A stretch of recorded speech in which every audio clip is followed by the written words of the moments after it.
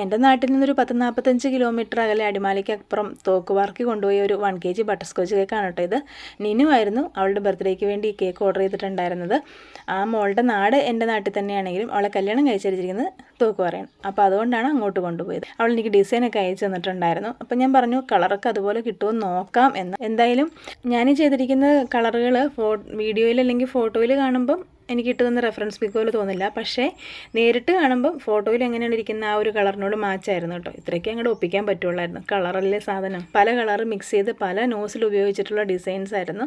അതുകൊണ്ട് കുറച്ച് സമയം എടുത്താണ് ഇത്തരം ഡിസൈൻസൊക്കെ ചെയ്യുന്നത്. പക്ഷേ കുറേ നമ്മൾ പിൻട്രസ്റ്റ് ഒക്കെ എടുത്ത് നോക്കുമ്പോൾ ഇതുപോലുള്ള ഒരുപാട് ഡിസൈൻസ് കാണും. സ്ക്വയർ കേക്കിൻ്റെ അല്ലെങ്കിൽ റെക്റ്റാങ്കിൾ കേക്കിൻ്റെ ഡിസൈൻ നോക്കിക്കഴിഞ്ഞാൽ ഇതുപോലെ പല പൈപ്പിങ്ങിൻ്റെ ഡിസൈൻസാണ് ഏറ്റവും കൂടുതൽ കാണാനുള്ളത്. കാണാനൊരു എലഗൻറ്റ് ലുക്കും തോന്നാറുണ്ട് കേട്ടോ. പിന്നെ അവൾ ഇട്ട് തന്ന റെഫറൻസിൻ്റെ അത്രയും തിങ്ങിയ ഡിസൈൻസ് ഞാൻ ചെയ്തിട്ടില്ല. കുറച്ചും കൂടെ കുറവാണ് ചെയ്തിരിക്കുന്നതെന്ന് എനിക്ക് തോന്നിയിട്ട് ചെയ്ത് കഴിഞ്ഞപ്പം. പിന്നെ അതിനകത്ത് കുറച്ച് ഗോൾഡനും വൈറ്റും ഒക്കെ ബീഡ്സ് ഇട്ടിട്ടുണ്ടായിരുന്നു.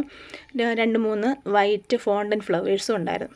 സെൻറ്ററിലൊരു ഹാപ്പി ബർത്ത്ഡേ ടോപ്പർ വെച്ചു. പിന്നെ ബേസിൽ മൈ ലവ് എന്ന് എഴുതിയേക്കുന്നത് അത് വേറൊരു കേക്കിൻ്റെ ഫോട്ടോ ഇട്ട് തന്നിട്ട് അതിലേപോലെ എഴുതണം എന്ന് പറഞ്ഞിട്ടുണ്ടായിരുന്നു. അത് ഞാൻ അങ്ങനെ തന്നെ ചെയ്തിട്ടുണ്ട്. പൊതുവേ ഞാൻ സ്മോൾ ലെറ്റേഴ്സ് എഴുതാത്തതാണ്.